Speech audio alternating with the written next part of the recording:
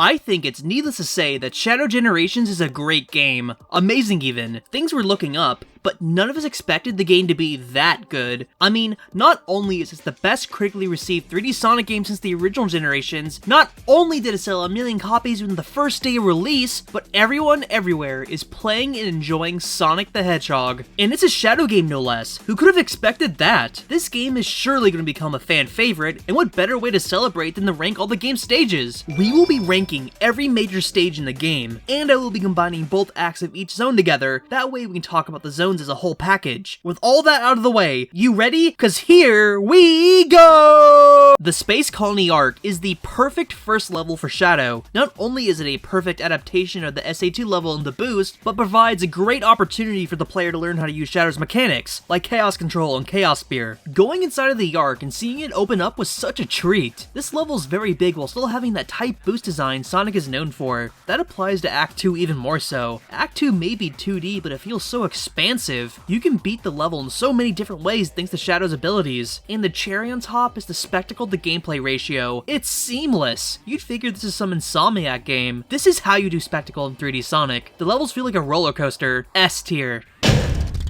Rail Canyon was always one of my favorite looking levels from Sonic Heroes. However, due to the heroes' What? That's like the most important thing. Yeah, what the hell was that? What happened? Quirks, my hands always sweat when I play it. This is not the case in Shadow. Sure, you could say the gameplay is a bit more shallow without the old rail mechanics, but let's be real, this is your average Rail Canyon playthrough in Heroes. However, I would argue that Shadow Generations keeps you on your toes with the amount of badniks throwing spikes, blowing up rails, and even Black Doom trying to stop you. You are constantly having to switch rails and avoid hazards. Act 2 really carries the zone. This level was made for 2D. It feels like I'm playing an advanced or rush game. Rails without any balancing works best for 2D, and the level design reflects that. B tier. When it comes to the actual Sunset Heights part of the stage, I think it's simply wonderful. I love how we get to see the city during the daytime, going through and out of the shelters, and its level gimmicks are fun and keep you on your toes, like the water spurts. And going up against the Death Egg robots with dynamic choreography made me tear up a little bit, I won't lie. I'm sure some of you remember my Forces video. Well, this right here is what I imagined Sonic Forces was going to be. The Death Egg robots actually being hazards in the level as opposed to glorifying backgrounds. It's validating. The catch here, at least with Act 1, is Doom coming back with his illusions. Don't get me wrong, I love these segments of the level, but it makes me wish we got more actual Sunset Heights. Like instead of using Radical Highway, Doom starts messing with Sunset Heights. Act 2 makes up for it, yeah, being largely inside of the building like Ghost Town, but I feel like more could have been done with Act 1. Still a great level, don't get me wrong, but I was expecting a tad bit more. 8 out of 10 is still a great score though, so B tier.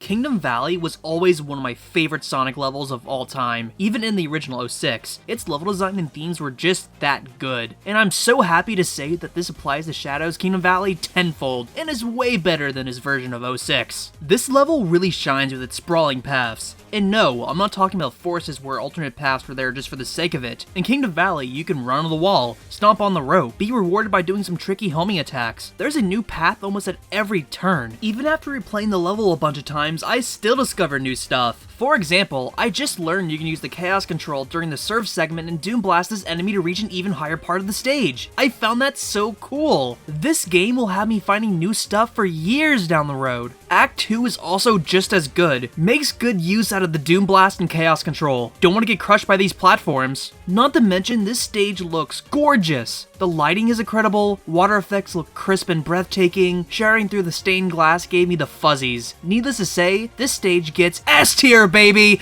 S tier! I truly think that Chaos Island is one of the best stages in 3D Sonic history. Where do I even begin? Let's start with the fact that I think this stage looks stunning. It makes the original Frontiers version look like doo-doo. The lighting inside of the temple and holy cow, the volcano effects look amazing. And you even get to see the other areas of the island in Act 2, such as the hot springs. This stage makes use out of all of Shadow's abilities. Chaos Control, Doom powers, the Chaos Spear. There's never a dull moment in this level. The Chaos Spear can be used to make platforms appear, much like Frontiers, but this time you actually continuously move while doing so. Making platforms appear in Frontiers felt really off, but here it's an actual stage gimmick and requires actual skill to do so at a quick pace. It felt so good to suck at 3D Sonic for once, learning how to properly use all my abilities to proceed instead of just hold right here. And I know he's controversial, but I love the Doomorph too. He does have a learning curve, but once you learn, man, this guy opens up the level more than it already is. Going upside down with the morph adds a new level of thrill. If you didn't like the Doomorph, give him another chance. Every time I fall off and think I'm gonna die, there's always another path I can take. That never happened in the last few Boost games. Chaos Island feels like an amusement park ride you get to be a part of. Every time you think it's going to end, there's even more. On the surface, in the Ancient's temples, going through the lava, this level perfectly encapsulates the scope of Frontiers, and that's a crazy achievement. And I know some aren't thrilled with the music here, but once it gets going, it's one of the best tracks in the game. S tier is not going to suffice for this. We need a new tier for this peak level. Wait a minute. Peak? P tier, baby! P tier! Radical Highway is the embodiment of trippy. This stage does the entire illusion concept better than any of the recent games that had it. This seems like a concept from Forces finally realized. For example, instead of just seeing floating spinning roads in the background, you get to actually platform on them, and it can get tricky. This is the level where the Doom Wings truly get to shine, and it's super smooth and fluid, adds a lot of flair. It seems to me that this is the blueprint of what a Supersonic could play like in the future, and I'm down for that. It's very fun. But I also think this makes the level more dull, like just flying over the obstacles is what I originally thought about the level, but you can toggle the Doom Wings on and off, and with them off, oh man, this stage can get hard. This level leaves no room for mistake. You have to master the spear tech, do a lot of tricky platforming, and run through the hazards Doomwing could just fly over. Those tornadoes are a lot more scary now. I'm really happy I decided to play this stage without the Doomwings, because it really did change my opinion on it. Not that I didn't like it before, but without them, it becomes a whole new level. That said, I do think Radical Highway being teased multiple times throughout the game kind of takes away from the experience. In the Space Colony arc, that's fine, but if it wasn't teased in the other levels, it would have been a lot more exciting, because Radical Highway doesn't really add anything that the other levels don't already do, minus the difficulty. If, let's say, the skating down the building part was saved for the standalone level, it would have felt more unique. Definitely not a disappointing stage or anything, but for a final level, I was expecting a tad bit more. Still a fantastic level though, with great design, but I will give it A tier.